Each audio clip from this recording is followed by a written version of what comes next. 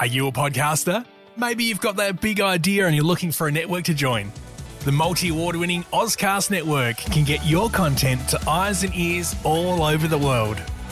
Join now for the first month free, and you could be featuring this sound at the beginning of your podcast. Ozcast. Simply head to ozcastnetwork.com for details.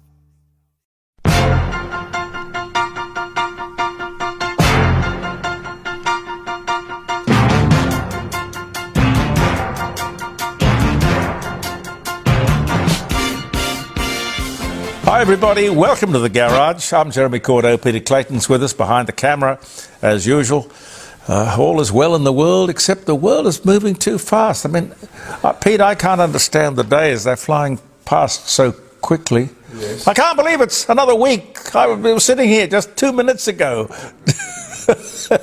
doing last week's program. Oh dear. Now, maybe as you get older, the time goes past faster. Something's happening anyway. I know that. I found something that you might be interested in, Pete. Yes. Oh, I found this very sad. Very sad. Country pubs are calling last drinks across Australia. It puts me in mind of Slim Dusty's pub with no beer. There's nothing so sad, morbid or drear than to sit in the bar of a pub with no beer. But at least the pub was open. The Outback pub is as old as the nation itself, but in country towns across Australia, many are calling last drinks. Declining population and the cost of living are all taking their toll. In most Outback towns, you'll find once thriving pubs locked tight and their windows boarded. If the pub closes, the town usually dies. Leanne Stockdale, publican at the Royal Hotel in Grong Grong, said that. While some pubs are being repurposed, some once glorious facades are fading and are just memories. I think that's very sad. But, you know, you go around to a lot of pubs singing, don't you, Pete? Well, yeah, I used to. I'm getting a bit too old for it now, but yes. Yeah. It's a great Australian tradition. I hope that does not fade. But as life gets more expensive and more complicated, and indeed more dangerous in the big cities, why don't we think about moving to the regions? I had a wonderful time in Grafton, where I started out in radio in 1967. Lovely people, lovely town, beautiful town. Famous for its, well, if not its radio station, certainly its jacaranda trees. They have a festival every year. I might go up there before I die. One last time, have a look at the Jacaranda Festival. I'm not sure. It's around about Christmas time somewhere. Who is the administrator of the CFMEU? The new guy. I'm assuming it is a guy. What do we know about him? Why was he chosen? Does he have a union background? More to come, ladies and gentlemen. Here's something that you didn't know that you didn't know. Sadly, there were 323 drownings over the last 12 months. Most of them preventable. But here's the thing. There has never been a drowning when people swim between the flags. That's a tribute to their common sense, those people, and of course the wonderful work that the surf lifesavers do. And I got that tip. Are you a podcaster? Maybe you've got that big idea and you're looking for a network to join. The multi-award-winning Ozcast network can get your content to eyes and ears all over the world. Join now for the first month free, and you could be featuring this sound at the beginning of your podcast. Ozcast. Simply head to ozcastnetwork.com for details. A bit from Dennis Walter, who does the evening show on 3AW. He was on my show, Around the Dining Room Table, jeremycordeaux.com, last Friday morning. He was a wonderful guest. Beautiful voice, fantastic voice, which is what radio should go back to, you know. Voices. You know, whether you're a singer or whether you're a broadcaster, the voice is important. Let's talk about the NDIS. I didn't want to, but then again I thought I had to. No, I know I have to. The crooked NDIS, which costs more than the aged pension, about the same as the defence budget, and Aboriginal affairs. It's under the spotlight, and so it should be. I've never seen such unsupervised waste in my life. Was it designed to rip off the taxpayer? And why only now? Only now is the government doing something about it. And as the Minister Bill Shorten said, criminals are, not have been, are involved. Criminal activity. So this is known of at the highest levels. Yet, it has all happened under his watch. He said, today we introduce a plan to put the NDIS back on track. Well, sir, how did it get off the track? Why only now, when I and others have been talking about this for the last 10 years? It's a bit like the CFMEU, isn't it? I know nothing, didn't notice a thing, no. In truth, it was a bureaucratic bonanza for the crooks, the NDIS, from the very start. Thank you, Julia Gillard. The biggest pot of free public money in the history of this nation. Government sponsored. And by the way, it's been growing at about 20% a year. Now you can't tell me that we have 20% more disabled people year on year. Where do they come from? This is nonsense. People suddenly discover they're disabled. The Libs are to blame as well. Because after the Rudd-Gillard-Rudd, oh God, that was an era, wasn't it? But after the Rudd-Gillard-Rudd era, they had, the Libs, an opportunity to scrap it or reshape it in a workable form or fashion. But no, stupid. It was designed for the permanent and severely disabled. That was the philosophical umbrella, if you like.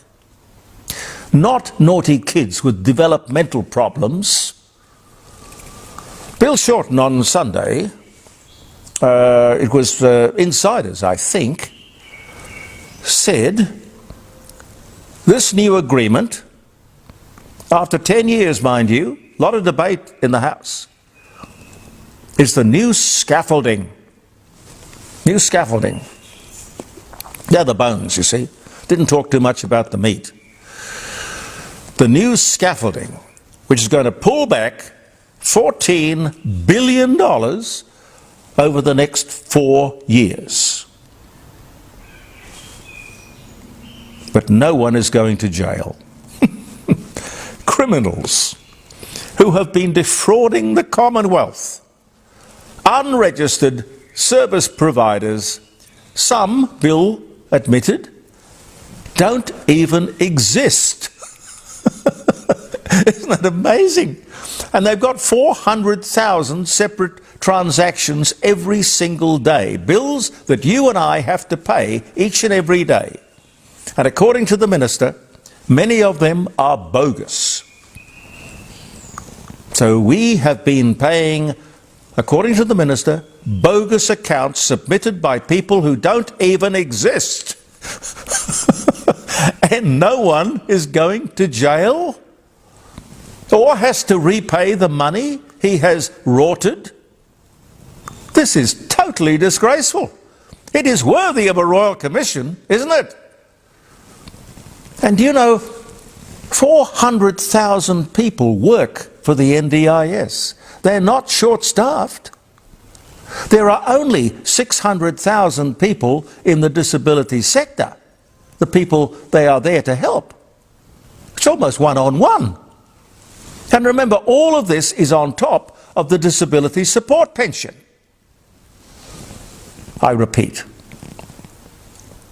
this thing still has the potential to bankrupt the country. I have to ask myself, serious question, why is Australia the only country in the world to have an NDIS? Are you a podcaster?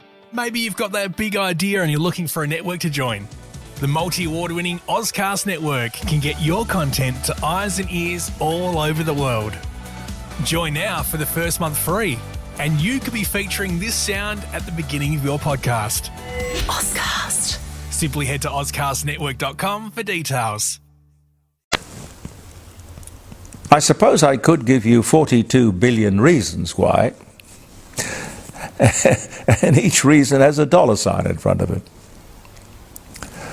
These people have got to get the boot. They really do.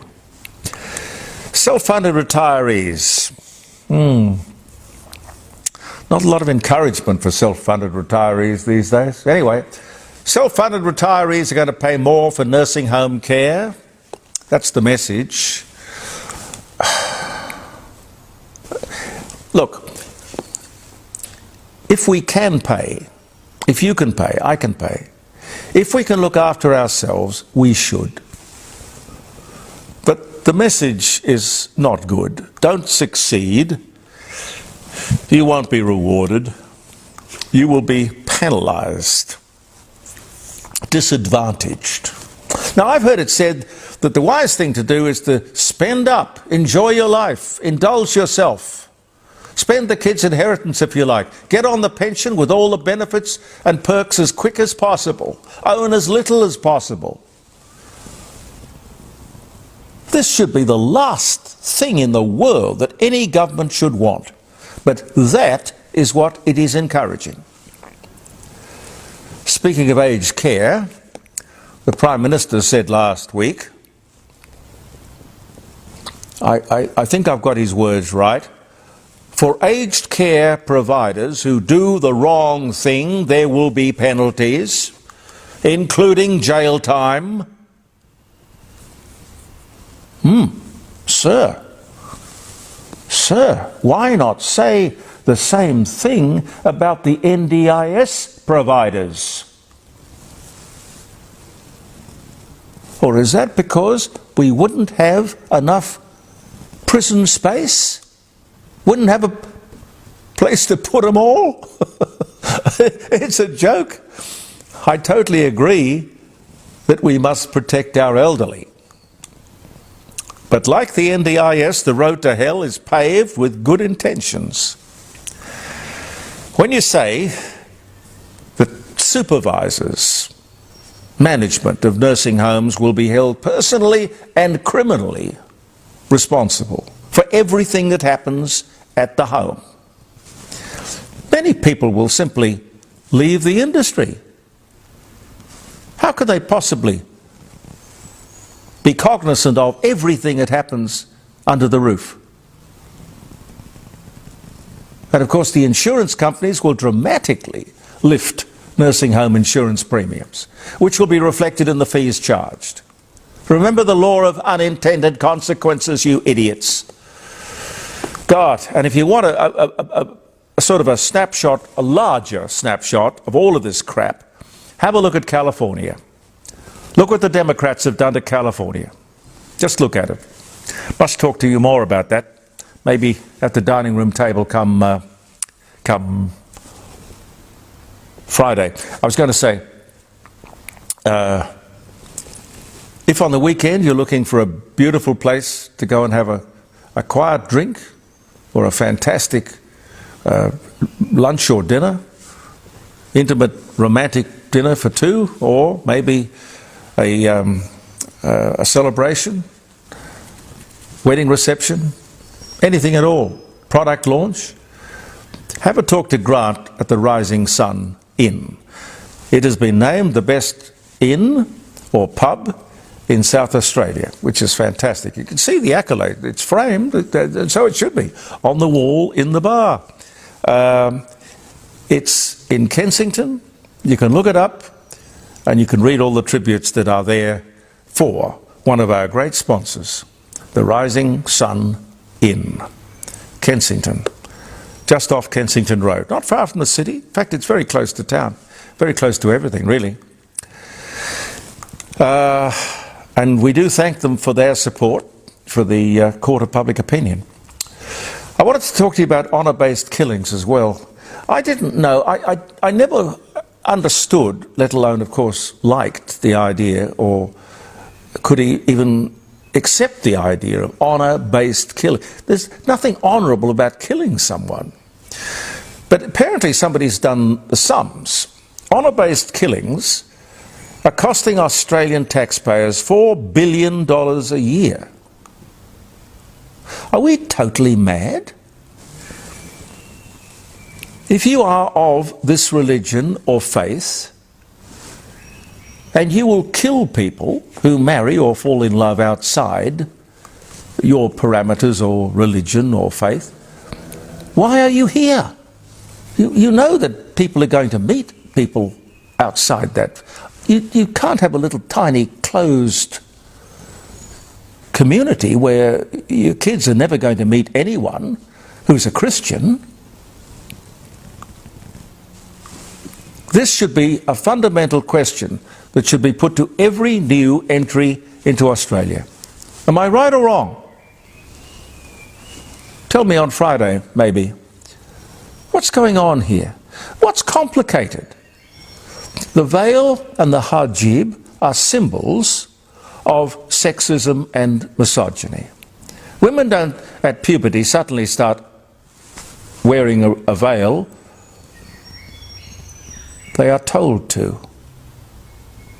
However, one interesting thing has happened. I read that this practice is now totally rejected. I can't say totally rejected because there are still some women who practice it.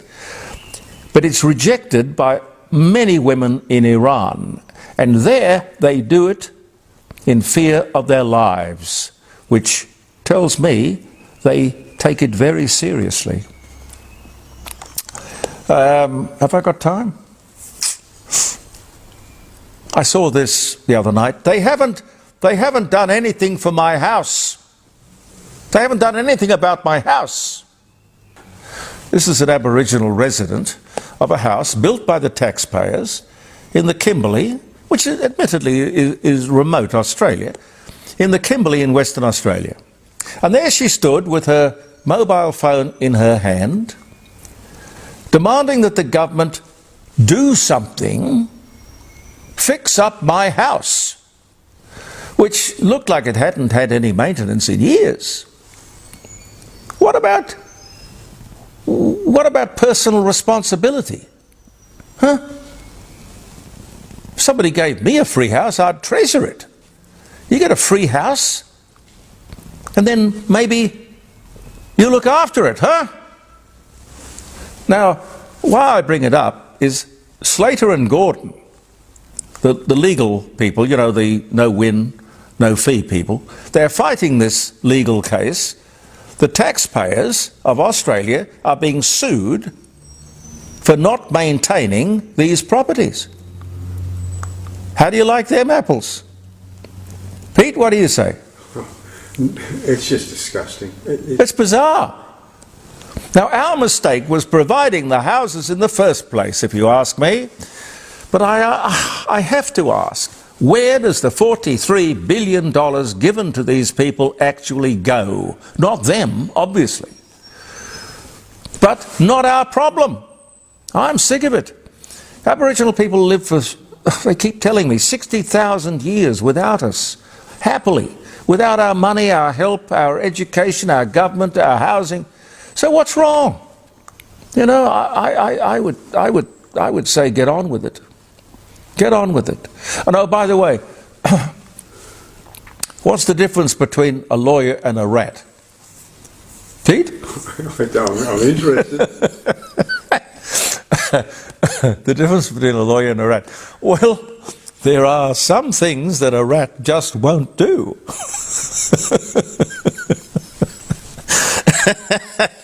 That will probably get me into trouble. Listen, I'll just say happy birthday and quickly leave you from the garage and the court of public opinion, and remind you to join us on Friday around the dining room table, where we have a stack of guests. It's the 27th. It is, yes, it is the 27th. Swedish engineer Gideon Sundback of Hoboken. Are you a podcaster? Maybe you've got that big idea and you're looking for a network to join. The multi-award-winning Ozcast network can get your content to eyes and ears all over the world. Join now for the first month free, and you could be featuring this sound at the beginning of your podcast. Ozcast. Simply head to ozcastnetwork.com for details. Applies to patent an all-purpose zipper. Where would we be without the zipper? Buttons, I suppose. That was 1913. 1883, Krakatoa, the world's mightiest explosion. Krakatoa volcano west of Java in Indonesia erupts with a force of 200 megatons of TNT and kills approximately 40,000 people. Doesn't tell me here how much greenhouse gas, methane, that pumped into our atmosphere, but I can tell you, quite a lot. It was 1883. 1979, the first Earl Mountbatten of Burma, cousin of Queen Elizabeth II, last Viceroy of India, is killed, along with his 3 companions, 2 of them children, by the IRA when his boat was blown up in Ireland in 1979. I remember that very well. The first hydrogen balloon flight, unmanned. Well, you know how volatile hydrogen is. Oh, they want to put it in your cars, by the way. But anyway, unmanned, reaches an altitude of 900 meters. 1783, that was. They didn't do a lot more with hydrogen back then, quite wisely. 1857, the first successful oil well is drilled. Wow. Near Titusville in Pennsylvania, Edward Drake was the driller. That's a good trivia question. Who drilled the first oil well? There you go. Edwin Drake was the answer. Rowland Hill, English inventor who introduced the first adhesive postage stamp, dies at 84. That was 1840. Oh. I wonder when the first postage stamp was issued. The penny dreadful or the black? Yeah, the penny black. Penny black, yeah. Kellogg, Brian Pack.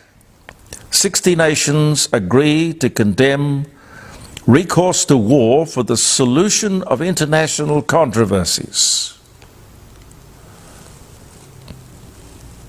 How did that work out, I wonder? 1928. Well, look, good luck to you. 60 nations agree to condemn the recourse to war as a solution for international... Dream on. Dream on. Charles Rolls, British aviator, auto manufacturer, and co-founder of Rolls-Royce, born in Berkeley Square in London, died 1910, born this day in 1887. Walt Disney's musical film, Mary Poppins, directed by Robert Stevenson, starring Julie Andrews, Dick Van Dyke, songs by Richard and Robert Sherman, premieres at the Grumman Chinese Theatre in Los Angeles, California, wins 5 Academy Awards. 1964. One for you, Pete. Donald Bradman, Australia's cricket batsman and captain, born in Cootamundra, Australia. He died in 2001, lived many of his years in Adelaide, but he was born this day in 1908. Barbara Bach, American actress, The Spy Who Loved Me, Force 10 from Navarone, born in Queens, New York, married Ringo Starr. Nice looking lady too. 1947 was the year, a bit younger than me. The first international boat race. Oh, come on. The first international boat race, 1869. It was on the River Thames, and it was between Oxford and Harvard. Two universities, English universities. That's not international. I think these people failed geography.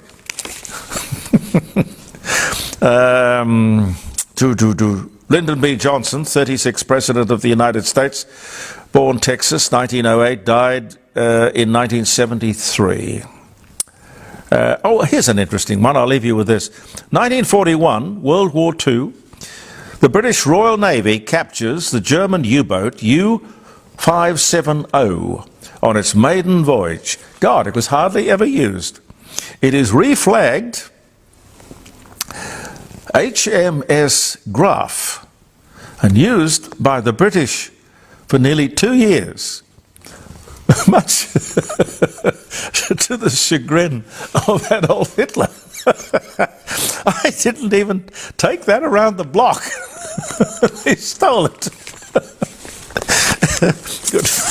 Thank you so much for being with us, ladies and gentlemen. We will be back with more stuff tomorrow here in the garage, a posting, and Andy Martin will put it out as a podcast around the place.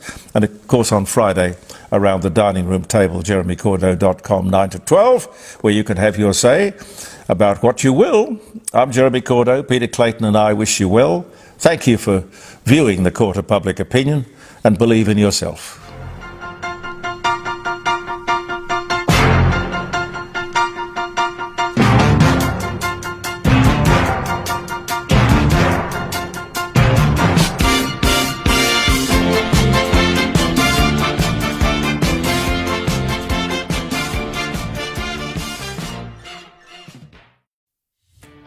Are you a podcaster? Maybe you've got that big idea and you're looking for a network to join. The multi-award-winning Ozcast network can get your content to eyes and ears all over the world. Join now for the first month free, and you could be featuring this sound at the beginning of your podcast. Ozcast. Simply head to ozcastnetwork.com for details.